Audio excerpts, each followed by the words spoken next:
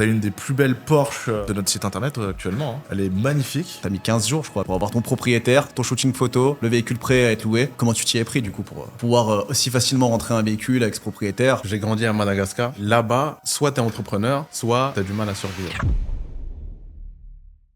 Quand j'ai décidé de passer le pas, c'était vraiment pour des raisons que je connaissais déjà. C'est dans la culture en fait d'être entrepreneur quoi à Madagascar. Tous, soit on est entrepreneur, soit on essaye. T'as quand même eu des résultats assez intéressants en termes d'acquisition de voitures. Une vingtaine de demandes de réservation. Ouais. Pause. À ce moment-là, Toki ne le savait pas, mais le mois d'après a été un réel succès pour lui. Aujourd'hui, on est à 35% sur les 6 premiers mois et ensuite 40%. Le conseil que je donnerais pour tous ceux qui veulent aller dans la location de véhicules, c'est de commencer par la conciergerie. Et bonjour à tous et bienvenue dans ce nouvel interview avec un élève qui a réussi dans la conciergerie de location de voitures. Toki, je le présenterai comme un entrepreneur, un investisseur et un jeune cadre dynamique parisien. Bravo pour ta réussite, tu vas tout nous expliquer Toki. Qui es-tu? Salut Toki. Bonjour. Un grand merci pour l'invitation, ça fait très plaisir. Je suis Toki, donc jeune cadre dynamique parisien, comme tu l'as dit. D'abord investisseur, puis maintenant entrepreneur avec la location des véhicules de luxe. Super. Mais c'est pas tout, parce qu'on est aussi avec Elliot, du coup, membre et fondateur de Rentable.ch. Salut Elliot. Salut les gars.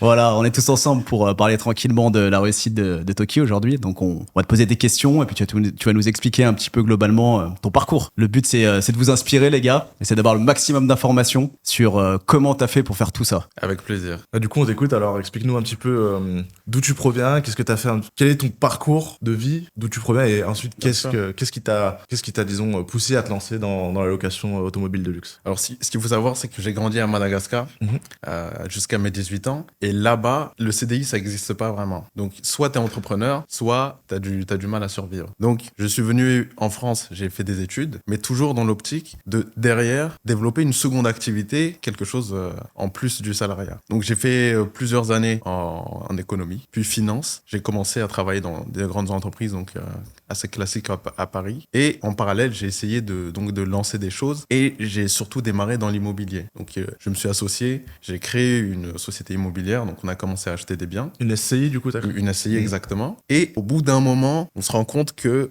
pour aller plus vite, c'est important d'avoir plus de cash flow. Et pour nous, c'était assez compliqué, surtout qu'on est sur Paris, région parisienne et ses alentours. C'est difficile de trouver une rentabilité exceptionnelle et donc des biens qui vont nous rapporter énormément de cash. Et c'est pour ça que j'ai cherché une seconde activité. Donc j'ai pensé à la location de véhicules de luxe. Je me suis formé d'abord dans la location de véhicules classiques. Je me suis offert une formation. Je vais pas donner le nom de la formation, mais la formation était, disons qu'elle était bien, mais c'était une formation classique. Ouais. Et ensuite, je suis tombé sur la formation de Thomas, de votre formation Renter Pro, et je me suis rendu compte qu'il y avait des défauts dans la formation, pas des défauts, mais des manquements, et que dans le business plan de la conciergerie de véhicules de luxe, j'étais beaucoup plus à l'aise. Ok. Et donc, je suis parti là-dessus. Super. Donc de Madagascar aux écoles de commerce, école business, finance. Ensuite, t'as fait de l'immobilier. Ouais, tout à fait. Et pour avoir plus de cash flow, pour pouvoir lever plus de fonds pour acheter l'immobilier, t'as décidé de te lancer dans l'entrepreneuriat et plus particulièrement dans la location de voitures de luxe. C'est bien ça. Exactement. Bravo. Bravo à toi. Sacré parcours, sacrée histoire. Hein. Déjà sur le papier, ça te donne envie de creuser un peu plus. Ouais. Et du coup, moi, je vais te poser des questions au démarrage déjà, parce que pour comprendre où tu vas, faut savoir d'où tu viens. T'es venu de Madagascar et t'es venu de Madagascar avec du coup un visa étudiant, c'est ça? Vraiment pour la partie études au démarrage? Alors non, je suis français. Ah ok. Je suis français, oui. Ok. D'accord. C'est ça. Donc j'ai grandi là-bas, vraiment c'était par choix, c'était le choix de mes parents aussi. Ok.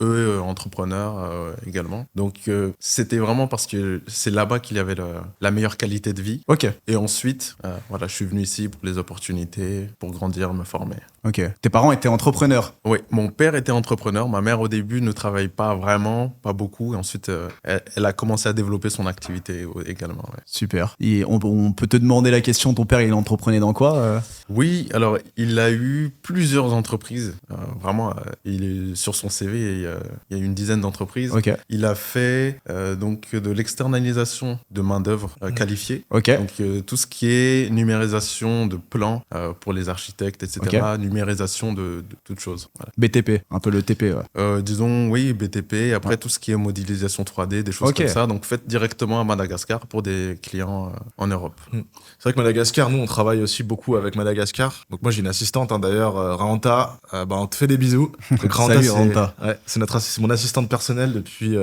presque 6 mois. Et aujourd'hui, elle a le niveau vraiment d'un bras droit collaborateur français. Elle est montée en compétence à une vitesse folle. Ouais. Aujourd'hui, Rahanta, elle rédige pour certains de nos clients des scripts ultra complexes. Elle s'occupe de notre comptabilité. Elle s'occupe également de tout notre SEO, rédaction d'articles de blog, achat de backlinks. Elle est très, très, très compétente. Ouais. Ce que j'adore, moi, à Madagascar, c'est que c'est une culture mi-asiatique, mi-africaine. Donc, il y a, entre guillemets, la détente de l'Afrique, mais il y a aussi l'efficacité asiatique. C'est des très gros travailleurs à Madagascar. Donc, n'hésitez pas à leur laisser des opportunités et à les faire monter en compétences parce que ils sont très, très forts là. C'est des bosseurs. Ouais. Et merci à Rahanta aussi pour l'organisation de ce podcast et de ce voyage parce que c'est elle qui a tout géré. Donc, c'est elle qui a tout géré, ouais. Merci beaucoup. Donc, les billets de train, l'hôtel, le podcast, voilà, elle a tout réservé. Donc, bravo à elle. Super. Eh bien, merci à vous d'en parler aussi parce que c'est vrai que les Malgaches n'ont pas forcément cette image de super bons travailleurs, de personnes sérieuses, assidues, rigoureuses.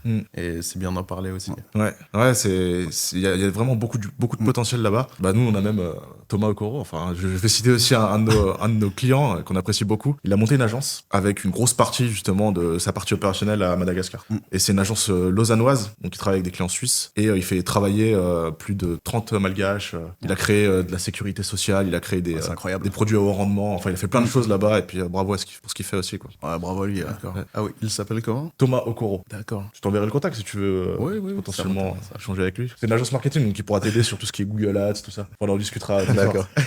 Et donc du coup c'est incroyable cette histoire, tu vois, parce que moi avant on se connaît, hein, on se connaît pas d'aujourd'hui, on a déjà échangé pas mal de fois et je connaissais pas cet aspect-là de ta vie où ton père en fait était vraiment entrepreneur avant toi, et donc du coup tu penses que ça a joué sur ton état d'esprit ou pas du tout? Ça a énormément joué. Okay. Mais que ce soit moi ou tous mes autres camarades qui ont fait le lycée à Madagascar comme moi, tous, soit on est entrepreneur, soit on essaye, soit on a déjà repris les affaires des parents. Incroyable. Donc, c'est dans la culture en fait d'être entrepreneur, quoi, à Madagascar. C'est ça, mais là-bas on n'a vraiment pas le choix. Ouais.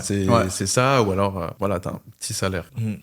Ok, et du coup alors t'arrives en France à 18 ans, donc t'arrives tout droit d'Afrique, il faisait chaud, il faisait beau, t'arrives dans le froid français, la froideur, les gens sont chez eux, ils sortent pas vraiment en hiver. Ça t'a fait un choc quand même d'arriver en Europe comme ça ou... Eh bien, on va dire que ça m'a fait un choc, mais j'étais assez bien préparé. J'avais ma sœur qui était déjà ici, donc elle a pu m'accueillir. J'ai un peu de famille aussi ici, donc ça va, je me suis pas trop senti seul. C'est vrai que la météo, ça c'est un peu... Ça pique, hein. ça pique un peu, ouais. Surtout Paris, il pleut tout le temps ici, il fait tout le temps gris. Ok. Et donc après tout de suite études universitaires. Tu me disais que tu as fait des études en finance. Et aujourd'hui tu es salarié actuellement, hein, c'est ça? Exactement. Et du coup tu fais quoi? C'est quoi ton rôle en tant que salarié actuellement? Alors ce que je fais, c'est pas exactement de la finance, c'est du contrôle de gestion appliqué à l'informatique. Ok. Spécifiquement au cloud. D'accord. C'est ça. Donc c'est un métier assez nouveau. Dev cloud, c'est ça? C'est ça. On peut définir ça comme la finance du DevOps. Okay, voilà, DevOps, c'est les équipes de développeurs qui vont aller... Et en gros, contrôle de gestion, c'est tu contrôles les dépenses au sein du pôle informatique cloud, en gros, c'est ça. Et quand ça passe dans le rouge, tu dis attention, là, tu dépenses trop, ou en gros, c'est toi qui gères un petit peu le budget, finalement, en fait. En gros, c'est ça, contrôle de gestion. C'est ça. Ouais. Mais dans mon cas, c'est un peu plus que ça. Parce que je vais mettre en place des systèmes qui permettent de contrôler les coûts, les dépenses, créer des outils qui vont permettre de gagner en visibilité sur les coûts, de bien les comprendre, bien les lire. Okay. Et en plus de ça, je vais optimiser. Ça veut dire que je vais avoir la responsabilité d'optimiser contractuellement, définir les meilleurs modèles tarifaires et aussi rentrer un peu dans le technique. Ça, c'est un peu... Je suis pas obligé, mais j'aime le faire.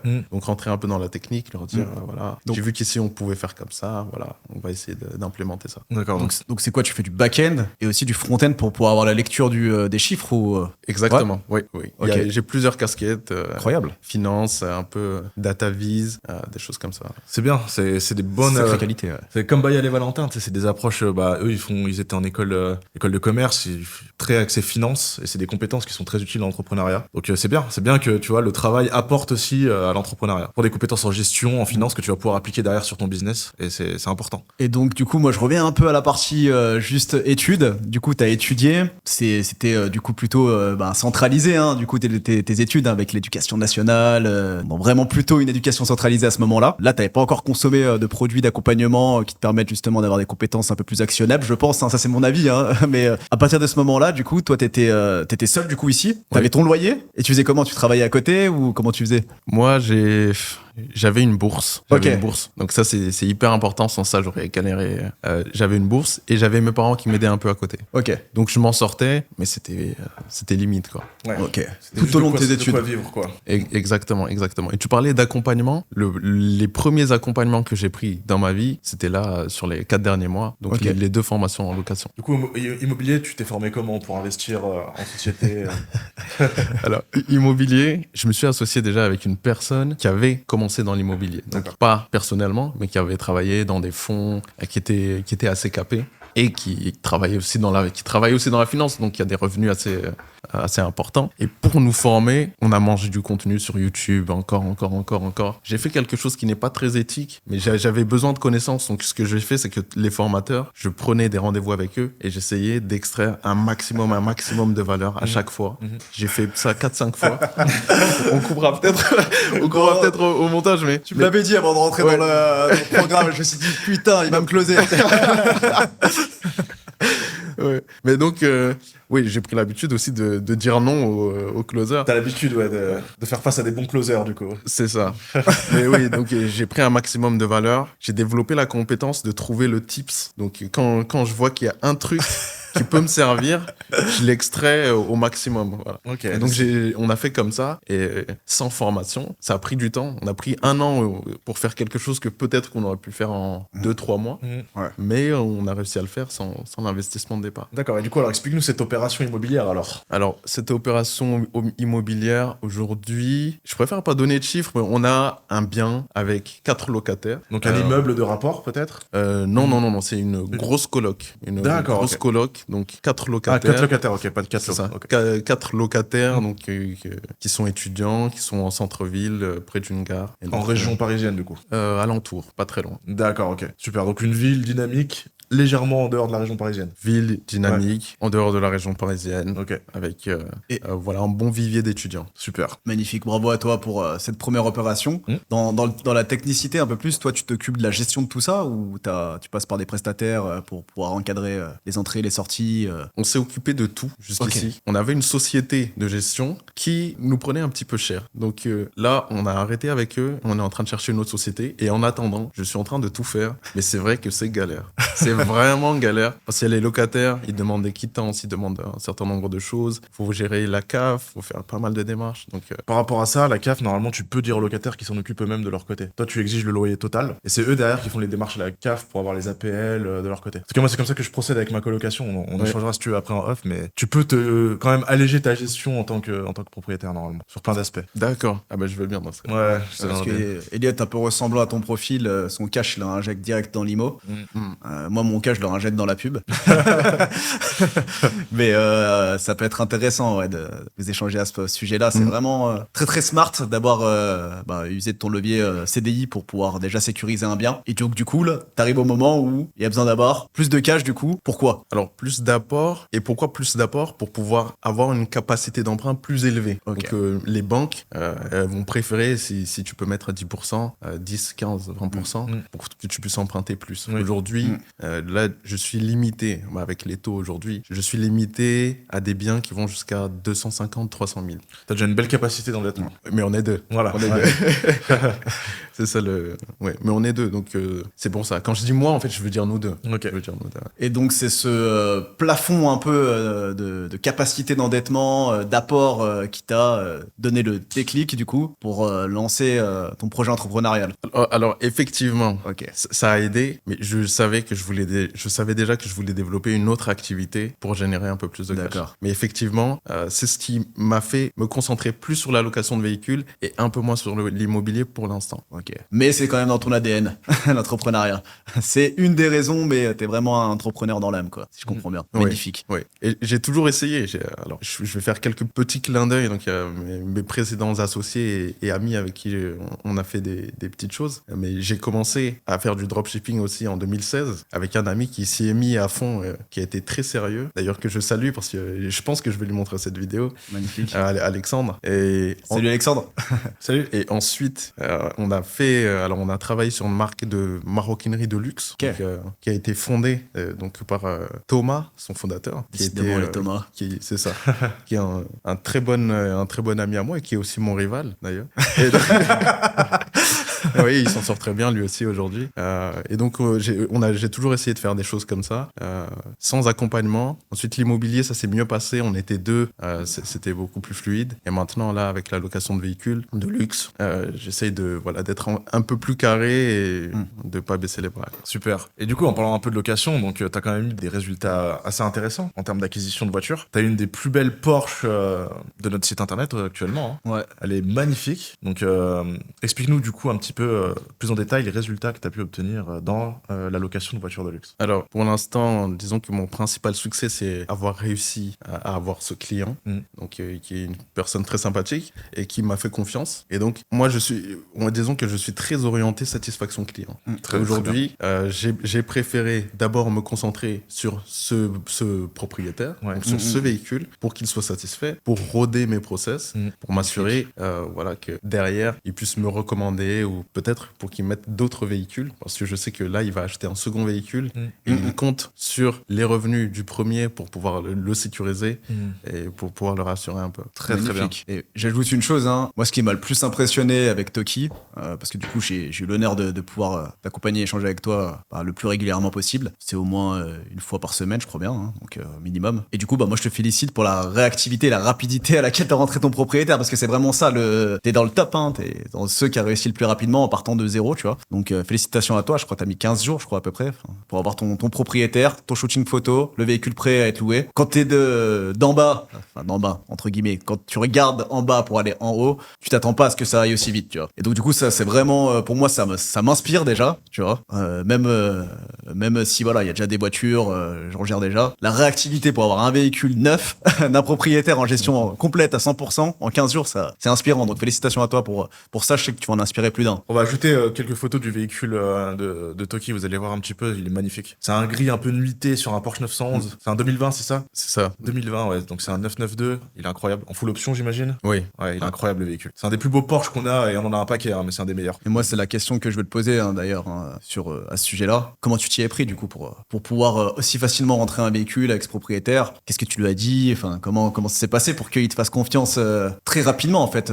Dès lors ton entrée dans l'accompagnement, 15 jours après, t'as le véhicule en conciergerie. Comment t'as fait ? Je dois dire que ton coup de pouce a beaucoup aidé. Donc le fait que le propriétaire soit passé d'abord par la plateforme Rentable et qu'ensuite tu m'aies proposé, donc tu nous aies mis en relation. Ça sert à rien du tout, hein. La mise en relation, c'est pas ce qui fait la transformation. C'est vraiment l'aspect donc de ce que tu vas dire au propriétaire, comment tu vas le rassurer, comment tu vas l'orienter. Donc parle-nous vraiment de cet aspect que t'as pu gérer. Bien sûr. Alors quand il m'a appelé, j'ai d'abord essayé de comprendre son besoin. Donc il m'a dit exactement ce qu'il voulait. Voilà, je veux rentabiliser mon véhicule, je pense en acheter un autre, etc. Donc je lui ai expliqué les chiffres, les possibilités. Je lui ai expliqué le service que j'allais lui fournir. Okay. J'ai essayé de bien préparer à l'avance mon pitch, donc mon offre de service. Je lui ai expliqué comment on faisait nous pour neutraliser les risques, donc les trois grands axes. Et à partir de là, il m'a fait confiance. Je lui ai proposé directement qu'on se voit pour un rendez-vous, pour qu'on signe le contrat en face à face. Je lui ai montré pour que je puisse voir le véhicule également. Et puis ça s'est bien passé. Et puis finalement, j'ai fait la proposition aussi du shooting pro. Et là, il a accepté. Ouais. Il a suivi le process parfaitement. Clean. C'est ça. Clean. Et du coup, c'est quoi le profil un peu de ce proprio ? Ce proprio, alors je sais qu'il gagne très bien sa vie. Je ne sais pas exactement ce qu'il fait. Il est dans la santé, il me semble. Ok. Et oui, il a un véhicule, il veut en acheter un autre. Ok. Voilà. C'est un bon contact aussi dans le réseau. Dans le réseau, ouais. Tout à fait.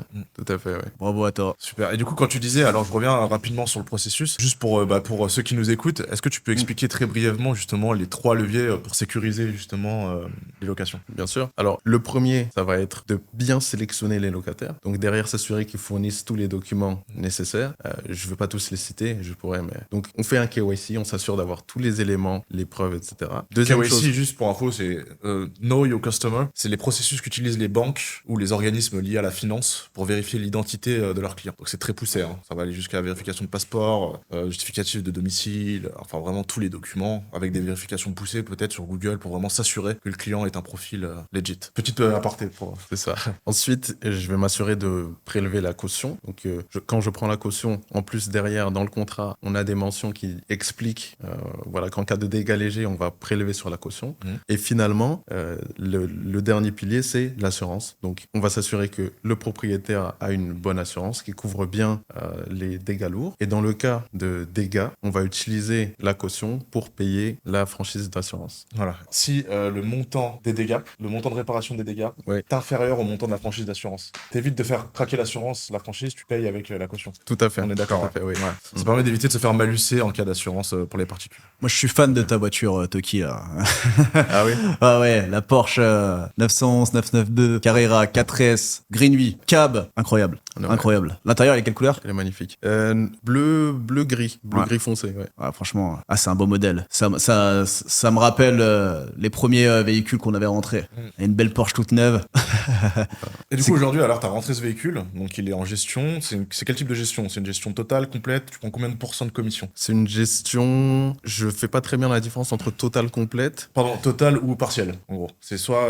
en gros, la partielle, c'est soit tu gères simplement la mise en relation avec un locataire et toi, tu t'occupes de rien d'autre. Complète, c'est toi, tu vas faire l'état des lieux, tu t'occupes de tout. Complète. Là, je suis sur de la complète. Le véhicule, il est dans un garage, donc à un endroit. Le propriétaire m'a donné les clés. Donc, quand il y a une location, je vais directement sur le lieu de l'emplacement et je fais le checking pour le locataire. Ok, super. Et tu prends combien de commission, du coup pour... On a négocié, alors durement négocié, il a été vraiment très dur sur la négociation.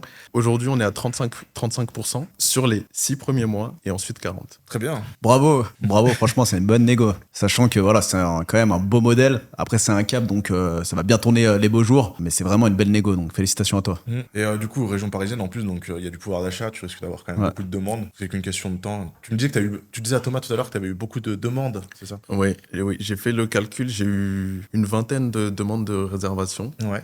Donc là, effectivement, ce qui est compliqué, c'est de bien trier. Parce que sur les 20, finalement, il y en avait peut-être 10 qui étaient vraiment assez, disons, douteuses. Pause. À ce moment-là, Toki ne le savait pas, mais le mois d'après a été un réel succès pour lui. Je te laisse actionner la cloche des notifications, abonne-toi à la chaîne et regarde-moi les chiffres qu'il a réalisés. Bon visionnage. Nous sommes au mois de novembre.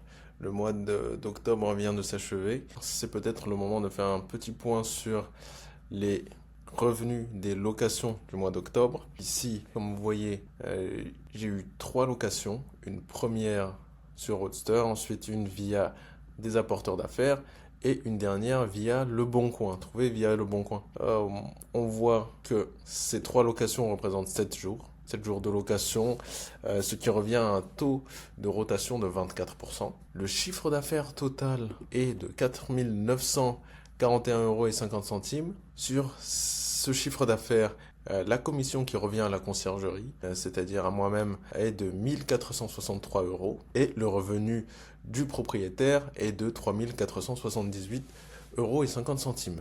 Ce qui est significatif, sachant que le propriétaire du véhicule n'a rien eu à faire, mis à part mettre le véhicule à disposition. Ensuite, de mon côté, j'ai touché une commission donc, qui est à la hauteur du travail réalisé et qui est très honnête. Et le client, le locataire, lui, a payé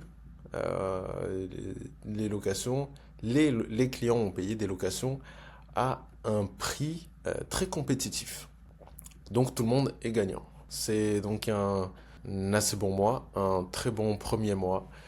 J'en suis très satisfait. Je suis très satisfait du déroulement de la création de ma conciergerie. Merci à Thomas, merci à Rentable, merci à Renter Pro. Voilà. Très, très bon départ. Faut roder les process et faut être réactif. Et moi, ce que je fais, et ce que j'ai recommandé aussi à pas mal d'élèves, c'est quand quelqu'un vous fait une demande au début, quand il n'y a pas des gros process, des gros volumes de demandes, mais c'est déjà pas mal, 20 demandes depuis que tu t'es lancé en un mois. Du coup, ça fait un mois que tu as le véhicule. C'est beaucoup quand même. Mais l'objectif, je pense, c'est d'appeler tout de suite la personne. En fait, au bout du fil, tu te rends rapidement compte si la personne est intéressée, pourquoi, comment. Tu peux rapidement mettre une force commerciale en fait sur comme tu as fait avec le propriétaire, prise de besoin, pourquoi tu souhaites louer, pourquoi, comment.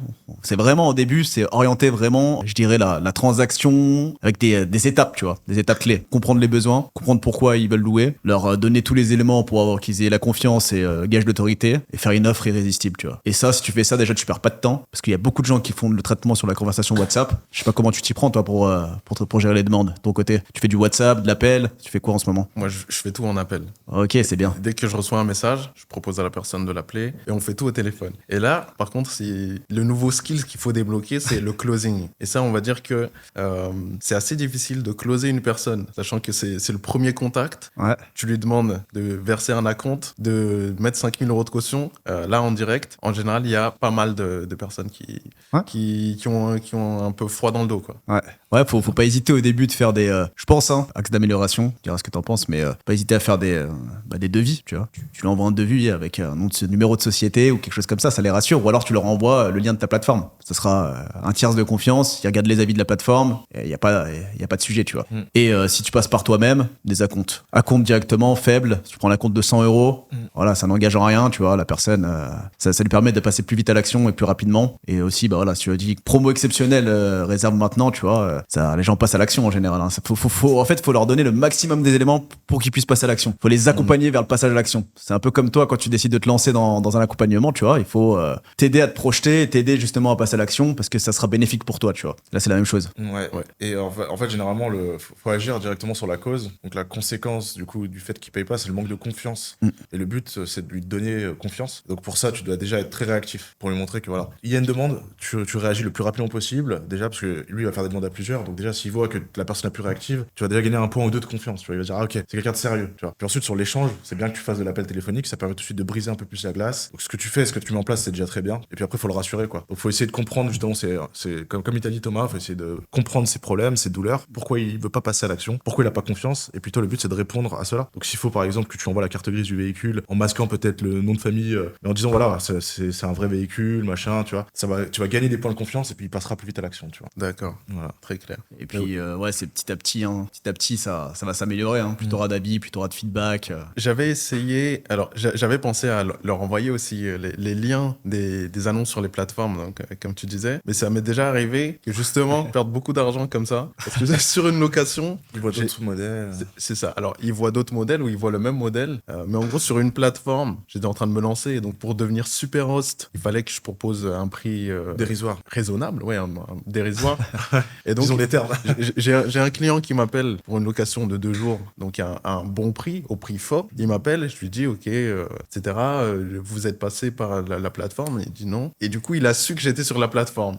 Donc on s'est coupé. Il a dit oui, c'est bon. Et ensuite, je vois la même personne. Je reconnais son prénom. Il boucle le même véhicule depuis la plateforme pour une journée au lieu de 2 et à un prix inférieur. Et en plus, je paye la plateforme, donc beaucoup moins cher, beaucoup moins de CA. La prochaine fois, tu le renvoies renvoies sur Rentable et puis nous on s'arrange. Ça sera plus simple. C'est vrai que tu peux les envoyer sur Rentable maintenant que ton véhicule est en ligne. Et Rentable, ça va aussi rassurer le potentiel locataire. Il va voir les avis, tu vois, il va voir sans avis à 4,7. Il va voir le site internet, tu vois, ça va lui donner confiance et ça va peut-être le rassurer à passer à l'action. Bien sûr. C'est vrai qu'on a des concierges aussi, nous également, qui passent essentiellement par Rentable, qu'on fait l'exercice que tu viens de faire aujourd'hui, donc de se présenter, de présenter leur marque, de présenter aussi également leur véhicule et ce qu'ils proposent. Et grâce à cette confiance en fait qu'ils ont pu avoir avec les contenus, ils ont vraiment des gens qui veulent louer la voiture de cette personne et donc du coup ils arrivent à faire du chiffre uniquement comme ça, tu vois. Donc c'est des axes qui sont plutôt intéressants. Quel est le nom de ta marque d'ailleurs? C'est Valet Conciergerie. Ok. Pourquoi Parce que derrière il y a l'idée de... Moi je suis très orienté, comme je te disais, satisfaction client. Donc mon idée c'était vraiment de fournir une prestation de qualité, des petites attentions, être réactif, faire en sorte que ce soit vraiment une expérience luxe, que ce soit pour le propriétaire ou pour le locataire. Donc toi vraiment prestation de service, le valet c'est vraiment le gentleman avec la belle posture qui va venir et qui va rendre le service aux deux parties. C'est top en tout cas, félicitations pour le naming, je pense que c'est bien choisi. Ça fait luxe, ça sonne pro et tu pourras toucher une gamme hôtelière ou des choses comme ça très intéressantes, je pense, avec ça. En termes de résultats, si on peut parler un peu des résultats que tu as obtenus, donc plus d'une vingtaine de demandes de location, un véhicule en 15 jours, une location qui est passée, est-ce que tu en as d'autres dans le pipe? Comment ça se passe à ce niveau-là? J'ai d'autres locations dans le pipe. Forcément, donc là, je suis en train d'essayer de développer donc la présence sur les réseaux. J'ai commencé Instagram, j'ai commencé jeudi. Ok. Donc là, bravo ça fait à 2 jours. Merci. Donc là, j'essaye de diversifier les canaux. Là, j'étais essentiellement sur Le Bon Coin, Marketplace, Roadster, Rentable, bien sûr, pas oublier Rentable. Donc là, j'essaye de démarrer dans les réseaux. Donc Valette, du coup, conciergerie, c'est ça? Ouais, c'est ça. Sur les réseaux, Exactement. d'attaché. Tirer du bas sur Instagram entre les deux. Ok, allez checker sur Insta, ça va bien décoller, je pense. Est-ce que tu envisages de faire un jeu concours ou des choses comme ça? Forcément. Voilà, vous m'avez inspiré. Vous m'avez inspiré là, donc je pense que oui. Je pense que c'est une bonne idée. Ouais. Ok. Très bien. T'as déjà mis Le Bon Coin sponsorisé, t'as essayé ça? Oui, Ok. oui, je l'ai fait aussi. Ok. Donc on va laisser un peu le mot de la fin. En tout cas, je pense que il reste 3 minutes, donc on a le temps en fait de faire un petit échange. Mais je pense que t'as une histoire quand même qui est inspirante du début, tu vois. Et t'es vraiment à la création et au démarrage du lancement de ton projet. T'as déjà généré du chiffre en un temps record avec un business. Il y a d'autres business models où, comme tu disais, le dropshipping et plein d'autres business models. La location citadine, par exemple, où tu dois t'endetter, où les résultats, tu peux pas les avoir justement aussi rapidement. Est-ce que tu recommanderais à quelqu'un, par exemple, de se lancer dans la conciergerie? Si oui, pourquoi? Je recommanderais, et j'essaye de le faire, j'essaie de m'associer. Ok. Là, j'essaie parmi mes potes qui sont un peu entrepreneurs, j'essaie de les évangéliser un peu. Tu veux booster la croissance? C'est ça, c'est ça. Pourquoi? Parce que c'est vraiment un business model qui permet de limiter les risques. Moi, il faut savoir que avant qu'on se rencontre, j'étais parti, j'avais contacté donc des institutions financières pour lever 200 000 euros. Ah ouais, t'es chaud. Et ouais, c'est ce que je te disais. Ah. J'étais vraiment déterminé à ce moment-là. J'étais prêt à le faire. J'étais prêt à les mettre sur la table et je me rendais peut-être pas compte du risque que je prenais. Et donc donc on a passé 1h30 ensemble. Ouais. Quand j'ai décidé de passer le pas, c'était vraiment pour des raisons que je connaissais déjà. C'était vraiment réduire le risque, trouver un business qui m'amène les mêmes avantages sans la partie risque de l'investissement. Et donc, le conseil que je donnerais pour tous ceux qui veulent aller dans la location de véhicules, c'est de commencer par la conciergerie. Parce qu'il y a moins de risques, on se fait la main, on peut développer une activité sans financement, sans gros financement. Donc, Et puis derrière, on peut évoluer très vite et aller très loin. Hein. Je reprends encore l'exemple de Bayal et Valentin qui, eux, sont montés à 40 véhicules avec Wonder Rent. ouais. À partir du moment où tu as une clientèle stable, tu peux envisager de passer sur des modèles un peu plus standards. En tout cas, tu as des chiffres. Toi qui es dans l'analyse du coup des chiffres et des budgets, là au moins tu auras des chiffres pour te projeter, pour dire ok, je peux sécuriser, je peux prendre un véhicule, je sais que ça va être amorti. Parce que ça peut être très risqué, ça aurait pu être très risqué, hein, ton affaire des 200 000 euros posés sur des véhicules. On sait pas trop le pourquoi du comment, pas trop de marketing, tu vois. C'est un peu risqué de se lancer comme ça. Un gros risque, ouais. Tu démarres en perte et après faut pouvoir remonter cette perte. Donc faut être très fort sur des skills comme marketing, commercial. Donc vaut mieux commencer par la conciergerie comme tu dis, au moins tu montes sur des skills. Et quand t'as ces skills là, tu sais capitaliser, t'as des process, tu connais tes stats, voilà, tu peux être plus serein et t'endetter. Et encore, c'est pas ce que je recommande. Et moi, nous on a aucun véhicule. Hein. Et ouais, on possède aucune voiture. Du coup, moi je vais laisser la conclusion à Toki. Hein. C'est l'invité. En tout cas, je te remercie d'être venu, moi, avant tout. Et je te laisse finaliser et finir cette interview. Eh bien, merci beaucoup pour l'invitation. Je suis très flatté que vous m'ayez invité. Ça fait très plaisir. Et moi, en tout cas, je vous remercie aussi pour l'accompagnement, pour la formation, parce que vous m'avez évité un certain nombre de problèmes. Et même Thomas, encore certaines fois, toutes les semaines, tous les week-ends, parfois, on échange encore quand j'ai des doutes. Mais voilà, moi, j'ai fait mon départ avec vous. Là, je fais ce qu'il faut pour continuer d'avancer. Et puis, je vous tiendrai au courant. Je vous dirai comment ça évolue. Top. Bravo en tout cas pour ta réussite, Toki. Classe, élégance, dans le haut de gamme, Toki. Continue comme ça, c'est top ce que tu fais. Bravo à toi. Le gentleman, donc allez le suivre sur les réseaux. On mettra les liens, les différents liens. Donnez-lui de la force et allez louer sa magnifique Porsche. Parce que franchement, je pense que ça vaut le détour. Yes, bon les gars, c'était Toki. À bientôt. Ciao. Merci les gars.